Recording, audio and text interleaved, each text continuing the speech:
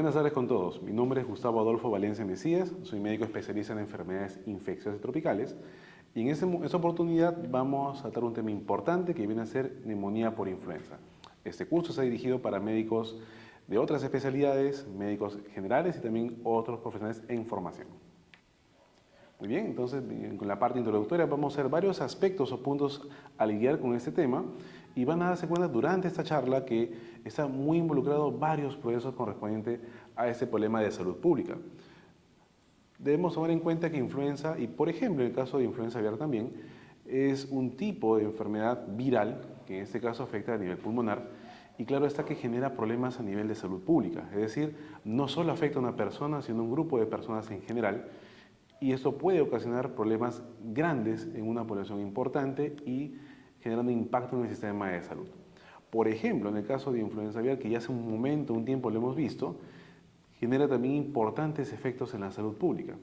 Y debemos recordar que influenza A de por sí tiene subtipos que se van a, vamos a decir así, tipificar en base a dos proteínas. Por un lado la hemalutinina y en otro caso la neuraminidasa, que tienen ciertos números que nos van a dar, digamos, el apellido a este virus puntual de influenza A. Debemos recordar que en algunos casos también tenemos cepas que pueden ser altamente patogénicas, es decir, mucho más virulentas, más agresivas, mientras que en otros casos vamos a tener formas que van a dar algún aspecto, algún cuadro poco o oligosintomático. Debemos también recordar de que este tipo de enfermedades son de notificación obligatoria a nivel nacional, incluso internacional, para fines de poder determinar cómo estamos en la región con respecto a los casos de influenza. Entonces, debemos también considerar en líneas generales que el aparato respiratorio tiene funciones importantes, ¿no?, que van a verse afectadas justamente por este virus en el proceso de la enfermedad, como por ejemplo la filtración, humidificación, regulación del pH, por otro lado la temperatura también se va a ver afectada. En algunos casos también la conversión de hormonas a nivel pulmonar también se ve mermada y también como consecuencia la fonación también se verá afectada en muchos casos generando problemas también para lo que es el habla. Y definimos como neumonía a todo proceso, en este caso parenquimal, que involucra inflamación, en este caso por un cuadro infeccioso, que va a generar consecuencias y dependiendo del agente agresor podría generar un cuadro leve, moderado hasta severo, llegando hasta ventilación mecánica en algunos casos. Considera también que el 70% de las defunciones en menores de 5 años se debe a las neumonías, en este caso infecciones, y el 17% en mayores de 65 años y representa el 15% del total de defunciones a nivel mundial. No obstante, es un cuadro importante. Como ven en la imagen, tenemos también que la estructura, en este caso del árbol bronquial, en la parte final, justamente en esos sacos, son los alvéolos que se van a ver afectados, inflamados o, digámoslo así, con acúmulos de fluidos, lo cual vamos a tener un cuadro neumónico como consecuencia y problemas para lo que es la respiración. Vamos a definir también que la neumonía tiene varios procesos, ¿no? Por un lado, un foco primario en el cual la vía aerógena, es decir, por vía respiratoria o vía aérea, va a ser el punto de entrada para que los gérmenes empiecen a generar problemas al ser humano. Por otro lado, tenemos cuando hay infecciones sistémicas, es decir, por vía hematógena, desde otro punto del cuerpo, este virus o en algunos casos bacterias van a generar una infección primaria y luego van a diseminarse hasta llegar a nivel pulmonar. En algunos contextos, como pacientes inmunosuprimidos, llámese población oncológica, pacientes en algún tipo de terapia inmunosupresora, población que vive con VIH, entre otros, pueden tener un mecanismo mixto, es decir, tanto aerógeno como también hematógeno en paralelo. ¿Qué factores de riesgo tendríamos para poder definir cuál paciente sería más proclive a hacer una infección respiratoria en líneas generales? Como vemos en la lámina, pacientes con enfermedad pulmonar crónica previa que reciban justamente algún inmunosupresor, llámese corticoides de larga data, drogas citotóxicas, inmunosupresoras también, o que de por sí tengan un proceso mieloproliferativo, neoplásico en general, que también conlleve a menor defensa, diabetes mellitus, pacientes con enfermedad crónica, también pacientes con inmovilización prolongada, tabaquismo, alcoholismo y también drogadicción, algunos pacientes que ya de por sí tengan previa colonización por gérmenes gram negativos, sobre todo aquellos que estuvieron en ventilación mecánica por algún motivo, y que de por sí también tengan un elemento que sea un puente de entrada, como es un tubo endotraqueal, traqueostomía o incluso la misma ventilación mecánica asistida. Y como ven también tenemos formas de presentación imagenológica, ¿no? Por un lado la famosa consolidación puede ser lobar o compromiso alveolar, varios focos múltiples, esto más se presenta en agentes por ejemplo, bacterianos, mientras que las formas intersticiales sí se ven frecuentemente en procesos atípicos o virales, claro está.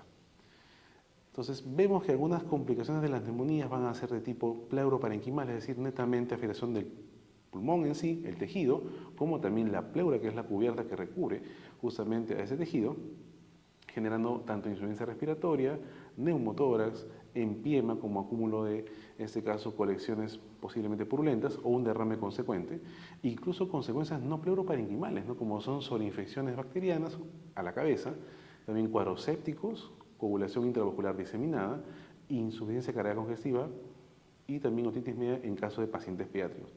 ¿Y por qué hemos hablado de todo esto? Porque como ven, neumonías por influenza va a ser, digamos, esas son posibles consecuencias que pueden ocurrir durante el proceso de atención. Debemos tomar en cuenta que influenza es un virus, ven aquí, articulavirales, de la familia Orthomyxoviridae, y que tenemos dos especies o, digámoslo así, tipos más frecuentes, ¿no? Influenza A y B. A la cabeza A, B menos frecuente, pero aún notificable, y los más inusuales, menos frecuentes, tenemos A, C y D. Y si bien conocemos que influenza clásicamente da problemas respiratorios, ¿no? Tracto respiratorio superior y posiblemente hasta inferior en un momento, pero también tenemos formas atípicas, ¿no? Compromiso cardiovascular como miocarditis, sistema nervioso central como cuadros de encefalitis, rara vez nefritis a nivel renal, entre otros. Es decir, estos virus tienen la capacidad de afectar muchos sistemas, o todos generalmente, pero con más predilección o tropismo a nivel respiratorio. Entonces sabemos de que influenza en sí es un virus con un problema importante, impacto en la salud pública, es decir, no solo afecta a una persona, un pequeño grupo, sino puede abarcar grandes poblaciones con también complicaciones en el sistema de salud, es decir, saturación de atenciones, como pasamos en la anterior pandemia, y también aspectos económicos, claro está. Entonces tenemos por un lado potencial de generar pandemias, por otro lado incrementos en la demanda de atención médica como consecuencia de este brote, consumo mayor de recursos y, como vimos hace un momento, las complicaciones que esto conlleve, también aumenta la estancia hospitalaria, mayor uso de recursos hospitalarios y, claro está, potencial de mortalidad, como hemos visto en los factores de riesgo, es decir, pacientes menores de 2 años o 1 año, adultos mayores, aquellos que tienen enfermedades crónicas, como antes mencionadas, inmunosuprimidos y también no olvidar de las gestantes. Influenza, por un lado, como lo comentamos, tienen una forma de clasificación un poco llamativa en base a sus proteínas estructurales, digamos, de cubierta, como es la hemaglutinina, por un lado, y la neuraminidasa, 18 subtipos en la primera y 11 en la segunda. Entonces tenemos varias formas de, digamos, combinar esos números y se pueden tipificar hacia los virus. Es decir, el nombre completo sería influenza, digamos así, serotipo H1N1. Los subtipos más comunes es el anterior mencionado, H3N2, razón de preocupación actualmente por el subclado K, y de igual forma H5N1. Sin embargo, los más frecuentes son los H1N1 y H3N2, es decir, clásicamente los vemos causantes de brotes, digamos, en poblaciones grandes. Por un lado aparte, tenemos influenza B, que no va a tener esta clasificación antes mencionada, sino son en base a 2 líneas o 2, digamos, subtipos ya definidos. La variante B Yamagata y la otra es B Victoria. Anteriormente Yamagata era la más predominante en este subtipo de influenza, mientras que ya ha sido desplazada por B Victoria, la razón por la cual tenemos ya vacunación actualizada. Y para tomar algunos datos con respecto a las estructuras virales, algunas de sus proteínas que conforman esa estructura tienen ciertas funciones, ¿no?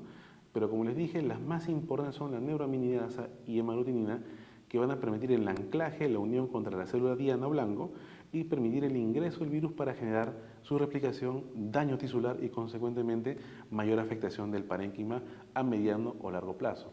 Otras proteínas no tienen estructuras conocidas o funciones conocidas y algunas solo sirven como medio de enlace para poder generar este daño. En el aspecto epidemiológico, recordemos que es importante saber qué pasa en el mundo con respecto a estas infecciones, por lo tanto, es necesaria la notificación de estos casos, las famosas fichas epidemiológicas, ¿no? Y como ven en la lámina, hemos tenido brotes importantes de influenza en lo que va en la historia de la humanidad. Brotes que han generado incluso cambios en el comportamiento de las poblaciones. Ven ahí que periódicamente parece haber ciertos intervalos de tiempo en los que podría aparecer una variante de, digamos, importancia o preocupación clínica o médica. Vemos también que la forma de propagación se da tanto en especies humanas como especies no humanas. Hablamos de influenza humana, la que usualmente vamos a ver en poblaciones causantes de brotes y muchas veces con menor impacto. ¿Cuándo es el problema? Cuando tenemos una especie, como vemos en la lámina, una especie aviar, que es una especie o un virus que es específicamente para este grupo de animalitos y pueden generar combinaciones, incluso afectación al ser humano, conforme se expongan o estén juntos, por así decirlo. Entonces, cuando hay transmisión entre seres humanos, se llaman cambios menores o ligeras modificaciones o drift, que implicarían algún cambio en el comportamiento del virus a mediano plazo.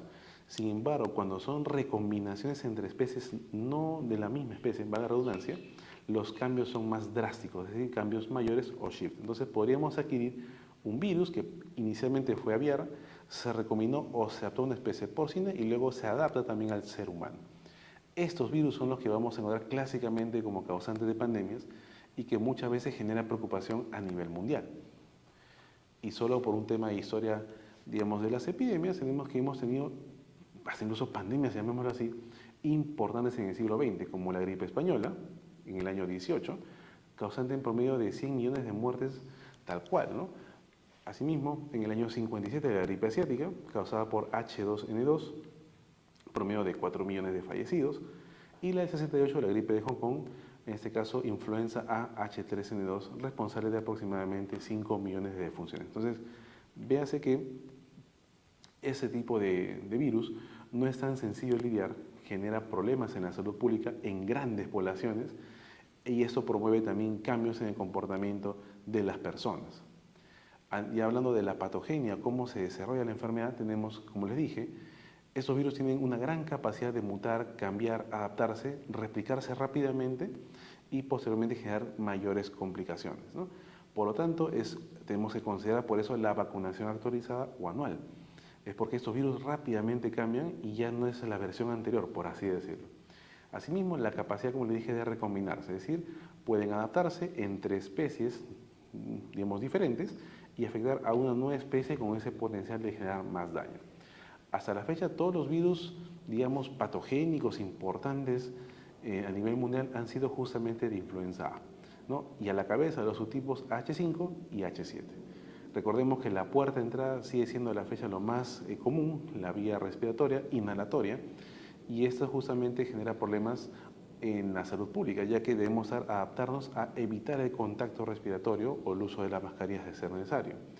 En el caso de algunas especies distintas, como las especies aviares, tenemos que los reservorios son justamente estas aves migratorias que pueden generar contagio entre su misma especie a través de sus secreciones o deyecciones. En el caso de, por ejemplo, influenza aviar H5N1, no se ha demostrado que haya transmisión por el consumo de la carne de los animales o en el caso de los huevos debidamente cocidos. Sin embargo, hasta la fecha tampoco se recomienda el consumo, para que vean lo importante que es la parte preventiva cuando tenemos estos casos. En el caso de las aves de corral, cuando tenemos un inicio de un brote, digamos, de influenza, lo que se hace en especies animales es un cerco, es evitar el contacto con las secreciones, deyecciones de estas especies, para evitar el contagio y la posterior adaptación al ser humano. Entre humanos es por vía directa, es decir, si una persona que manipula las aves no usa sus métodos de barrera, podría exponerse, y entre seres humanos a través de la vía respiratoria.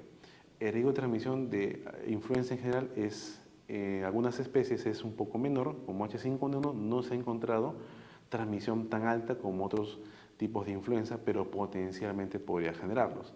Y teóricamente, para que influenza H5N1 produzca afectación al ser humano, requiere de que este virus se adapte o reciba material genético de influenza A de seres humanos para poder aprender cómo adaptarse a él.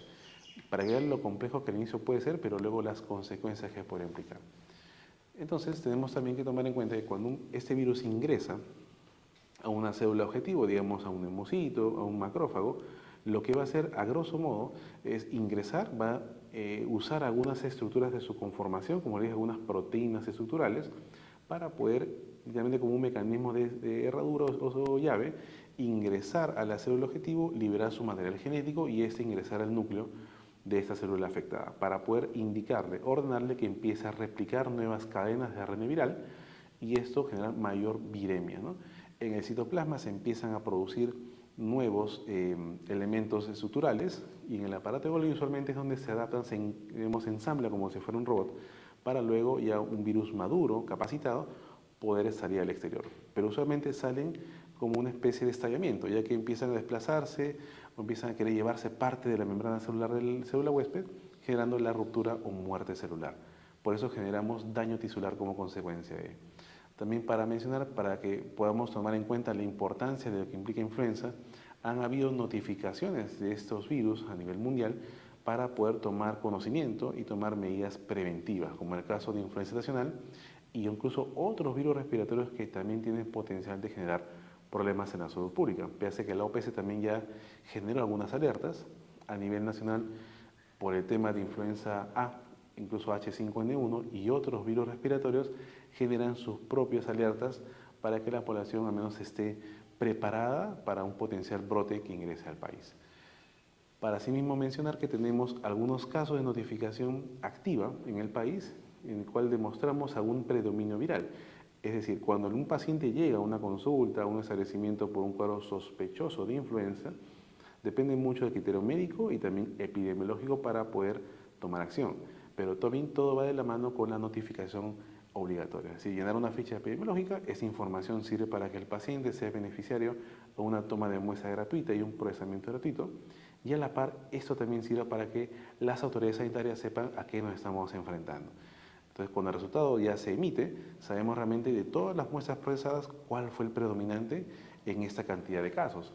Entonces, fíjense que en los años hemos tenido notificación de influenza, en su momento COVID, claro está, por la pandemia, igual algunos virus que se ponen como OVR, que son otros virus respiratorios, que en menor proporción, pero también podría haber algún cambio de comportamiento en cuanto a la replicación. Es decir, sincitial respiratorio, metanemovirus, adenovirus, entre otros.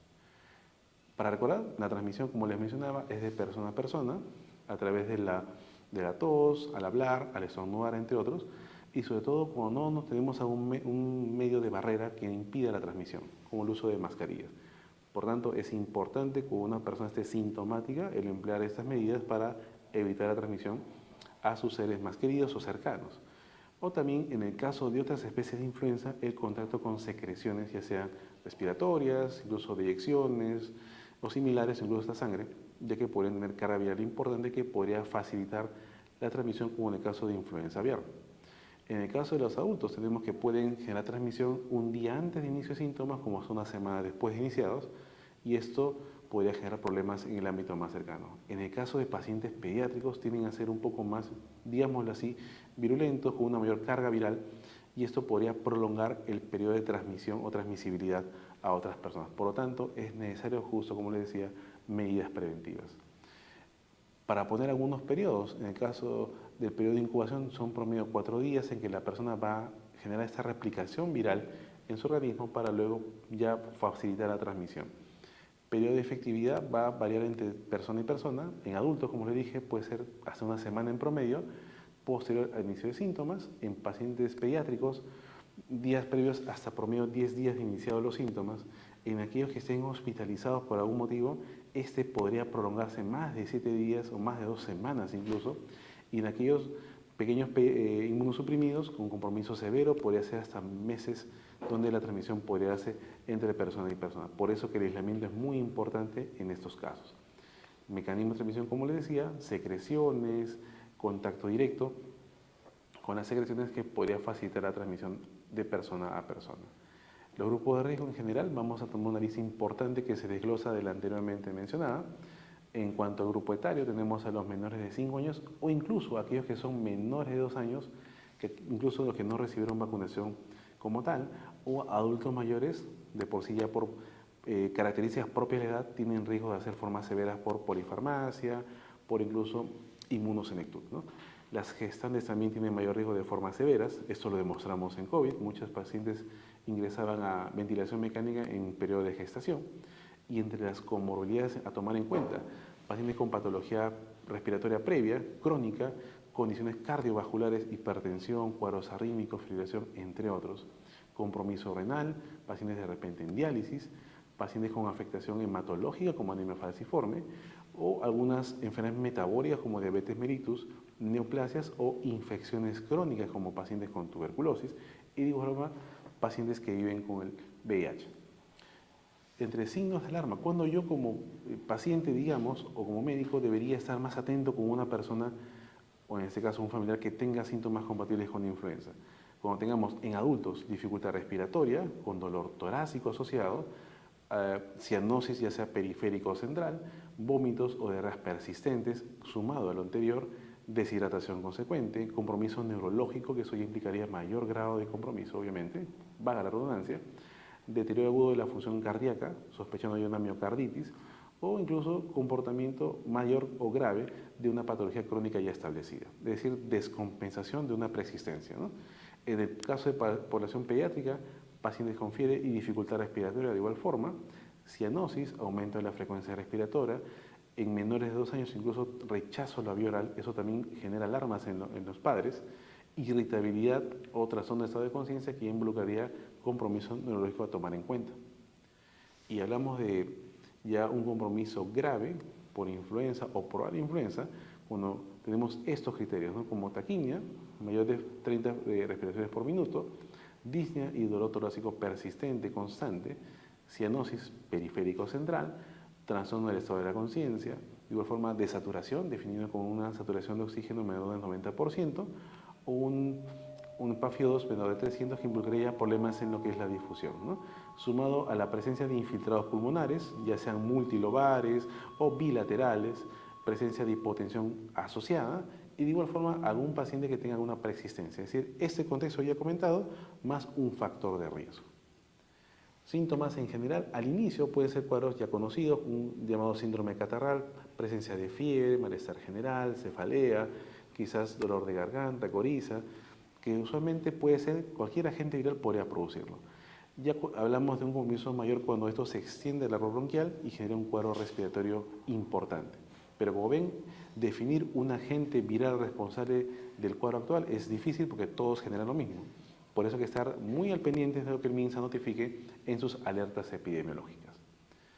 Y como complicaciones ya comentadas, tenemos las sobreinfecciones bacterianas, es decir, un paciente que inicia una infección respiratoria por influenza, hay con mayor inflamación, genera alteración del tejido respiratorio y ya las bacterias propias de la flora, o podría sumarse una adicional, y eso podría conllevar a una neumonía sobreagregada que involucraría tratamiento distinto, sea por mecanismos, por un lado, pérdida del barrido mucociliar, es decir, problemas en el tejido respiratorio, mayor adherencia bacteriana, algunas bacterias aprenden a poder adherirse mejor, evitar la eliminación como tal y multiplicarse con mayor facilidad, y también afectación, en este caso, de la funcionalidad antimicrobiana, es decir, pacientes con compromiso inmunológico pueden ver que su capacidad de defensa es mucho menor, su capacidad de poder combatir las infecciones está mermada. Esto facilita el ingreso de mayores bacterias que generan complicaciones. Aquí están, por ejemplo, los pacientes oncológicos. Como definiciones operativas, recordad que el MINSA, a través de sus fichas o sus registros, nos dan algunas pautas también cómo definir un cuadro compatible con un posible paciente, ya sea influenza o un IRAS como tal. Hablamos de un síndrome gripal en aquella persona o paciente que tiene cuadro febril, mayor a 38 grados o más, de inicio brusco, menor de 24 horas, asociado a estos síntomas, ¿no? Tos, dolor de garganta y algunos síntomas sistémicos como dolor muscular, quizás paciente que tendencia a la postración, cefalea o malestar general. Tal cual es un síndrome gripal. La causa está por definir. Paciente con síndrome febril respiratorio agudo grave, ¿no? O infección respiratoria grave, hablamos de un paciente con IRA, cuando ya en mayores de 5 años se define como aquella persona con cuadro febril, de inicio brusco nuevamente, dolor de garganta, tos, pero que ya presente disnea, dificultad respiratoria, claro está, y necesidad de ingreso hospitalario. Es decir, no solamente va a bastar el manejo ambulatorio o el primer nivel, ya requiere un mayor soporte, quizás hasta ventilación mecánica. Y en aquellos pacientes pediátricos, ya hablamos de lo mismo, cuando son pacientes que tienen signos o clínica compatible con un cuadro neumónico que requiera manejo hospitalario. Desaturación, dificultad respiratoria, irritabilidad, lo que ya veníamos comentando, y de por sí requiere ya una referencia pronta. Hablamos de un caso confirmado de influenza cuando después del estudio, el hisopado consecuente, ya detectamos al agente responsable de este problema, ya sea influenza A, B, C o D. Medidas de control, como vamos a ver acá en la presentación, tenemos primero lo que les dije, un paciente que es atendido requiere una notificación inmediata, es decir, la elaboración de una ficha y el manejo consecuente a ello. o al menos con el triaje respectivo definir su destino, si va a ser en manejo ambulatorio, quizás hospitalizado o quizás hasta en manejo en cuidados intensivos. Por otro lado, un paciente que está en un estado, digamos, compensado, que no requiere ingreso hospitalario, podría entrar a aislamiento domiciliario para evitar la transmisión a otras personas, cuando son incluso especies muy virulentas, ¿no? Promedio entre 7 días de posterior al inicio de síntomas, y en algunos casos, sobre todo, y acá mucho ojo, en población con factores de riesgo sí se recomendaría lo que es quimioprofilaxis para evitar cuadros severos. Es decir, si tengo en mi casa a una persona con un factor de riesgo, llámese una gestante, sería más candidata esta persona a recibir un preventivo. En este caso va a ser oseltamivir, 75 miligramos cada 2 horas por un promedio de 5 días. No a todas las personas se inicia quimioprofilaxis, sino los que tengan factores de riesgo para hacer formas severas. Pero, doctor, ¿cómo voy a diagnosticar esa enfermedad? ¿Qué tengo que hacer? Como les comentaba hace un momento, la ficha epidemiológica permite, por un lado, saber cómo estamos como situación nacional y de igual forma facilita que se hagan pruebas diagnósticas. Por un lado tenemos a lo que es reacción en cadena de la polimerasa en tiempo real, eso sí nos define la especie, incluso el serotipo, a través de un hisopado nasofaringio o faringio, o en algunos casos ya para laboratorios mucho más sofisticados, cultivo viral. Eso para temas etiológicos. Por otro lado, en la parte de imágenes que nos pueden complementar o podemos determinar la severidad o extensión del cuadro, una radiografía inicial de tórax podría ayudarnos para hacer cómo está ingresando nuestro paciente o para evidenciar complicaciones o progresión. Una tomografía axial computarizada nos puede ayudar para ese motivo. Estudios de gabinete o complementarios en hemograma, en algunos casos podría verse leucopenia o linfopenia, en algunos otros quizás hasta trombocitopenia, y bioquímico va a estar muy ligado a las preexistencias, es decir, hiperglicemia en pacientes diabéticos, afectación renal con incremento de ureacreatinina en renales o enzimas hepáticas en pacientes con algún trastorno de esa índole. No obstante, eso también sería necesario en todo paciente que ingrese por esos temas. Recordad que los estudios también tienen ciertas características, algunas particularidades, ventajas y también desventajas, pero claro está que hasta la fecha lo más recomendable son hisopados a brevedad. Sobre todo con el tiempo de enfermedad es menor de 5 días, es donde la muestra es mucho más útil para poder llegar a un diagnóstico etiológico, ¿no? Las ventajas es que son muy específicas, más sensibles, permite también detección del virus y la especie, pero a veces el problema en la desventaja es que toma un tiempo de procesamiento, requieren equipos sofisticados, ambientes destinados a ello, y pues no va a ser necesariamente disponible en todos los lugares, en todas las regiones. Si tenemos la potencia de ello, excelente, pero podemos hacer otras pruebas que nos permiten llegar a este diagnóstico o en su defecto. Si no tengo la posibilidad de hacer pruebas, el manejo va a ser como síndrome o mejor dicho, como un cuadro sindrómico, es decir, ante la sospecha de un cuadro sugerente de influenza, tratemos como tal hasta ver la evolución clínica del paciente.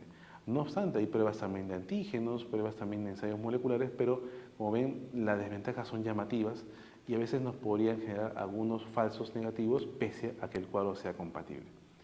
El tratamiento, no existe, digamos, un tratamiento preventivo en todos los casos, solo para factores de riesgo o aquellas personas que los tengan, pero sí algunas medidas preventivas que se pueden dar, por ejemplo, evitar cambios de ambientes de temperatura, es decir, no exponerse a temperaturas bruscas, sobre todo calor-frío, evitar o vigilar a aquellas personas que tengan ya síntomas respiratorios, ver que no progresen a signos de alarma como mayor compromiso respiratorio, desaturación, dolor torácico, entre otros. Y de todas maneras, ante eventos de alta aglomeración, también evitar digamos, acudir a esos lugares sin alguna medida preventiva, o mejor dicho, evitar acudir. Y claro está, la automedicación no se recomienda en esos contextos. En pandemia fueron muchos medicamentos que a veces generan mayor producción de enfermedad que beneficio. Lo mismo ocurre en influenza. Para el manejo clínico vamos a tomar algunas medidas como búsqueda de síntomas que conlleven a mayor gravedad, vigilancia de algunos síntomas atípicos como temas digestivos, pero claro está, en pacientes graves vamos a poder dar un tratamiento complementario. Es decir, por un lado, la quimioprofilaxis nos ayuda para personas con factores de riesgo para evitar progresión o evitar que lleguen a un hospital, pero en aquellos pacientes con formas graves también oseltamivir sería una medida complementaria que podría mejorar los desenlaces en algunos casos. No obstante, esto va a ser dependiendo de la disponibilidad de insumos en la institución, ¿no? Como ven en la lámina, está más dirigido para pacientes con criterios de gravedad clínica. Es decir, no todo paciente que venga por influenza en un establecimiento de salud vamos a tener que dar oseltamivir, sino aquellos que tengan cuadros más severos o factores de riesgo. ¿Y por qué, doctor? ¿Por qué no le puede dar todo el mundo? Pues como ven en la presentación hemos tenido también porcentajes de resistencia a los antivirales, es decir, el sobreuso de algunos de ellos va a generar que a largo plazo o mediano plazo ya no sean una opción viable para tanto profilaxis como para tratamiento. Véanse que antes del 2009 teníamos poca resistencia antiviral en el caso de adamantanos, pero ya teníamos altos porcentajes de resistencia para oseltamivir por la masificación del uso de este insumo, ¿no? Y posteriormente otras especies ya tuvieron incluso inversión de estos resultados. En otros episodios ya incluso se invirtió a tal punto de que ya opciones como adamantanos ya no son como tal. Ya en los brotes 2015, 2016 en otros países, para tanto influenza A, ya sea H1N1 o influenza A H3N2, había 100% de resistencia a adamantanos, lo cual ya no implicaba una opción viable. Hay menor resistencia sí para oseltamivir, pero potencialmente eso podría cambiar. Hay otro medicamento, zanamivir, que se da vía inhalatoria, pero destinado para pacientes con, digamos, formas graves o ventilación mecánica. La idea es poder reservar esos medicamentos para poder usarlos en su momento correcto y evitar resistencia al mismo, porque tendríamos pocas o nulas opciones de manejo. Como ven también, vamos a tener escenarios en los cuales hay lo que decimos disociación clínico-radiológica. Pacientes, en este caso como de la presentación, pacientes pediátricos, hermanos, que venían por cuadro importante respiratorio, pero que en la radiografía de tórax no impresionaba una neumonía importante, o al menos al inicio no la aparentaba. Había un infiltrado sí llamativo, en el caso de la lámina B, pero claro está, uno esperaría mayor consolidación o incluso hiperinsuflación, pero no es el caso necesariamente como tal. Por tanto, lo que prima muchas veces es la parte clínica del paciente para la toma de decisiones. Y ahora, todo paciente que ingresa por un cuadro catarral, un cuadro de dificultad respiratoria, ¿va a ser necesariamente influenza? No como tal. Vamos a tener algunos diferenciales que nos pueden simular el cuadro sin serlo, como por ejemplo otros cuadros de influenza. Puedo pensar que es influenza A, pero sería quizás B, C o D. Neumonías bacterianas que también están aumentando a la fecha, como neumonías por neumococo, ¿no? Y sobre todo en no vacunados. Otros agentes virales también pueden simularlo, lo que les decía hace un momento, adenovirus, sincitial respiratorio, metanemovirus, entre otros. Cuadros de bronquitis aguda, un cuadro inflamatorio local, bronquiolitis en menores de 6 meses, pacientes con resfrío común, un virus menos patogénico, pero que también simula cuadro catarral, crisis asmática por el tema de dificultad respiratoria, de saturación, y claro está, la pandemia ya nos dejó un recuerdo para tomar en cuenta siempre en diagnóstico diferencial respiratorio. Algunas publicaciones solamente para comentar al respecto.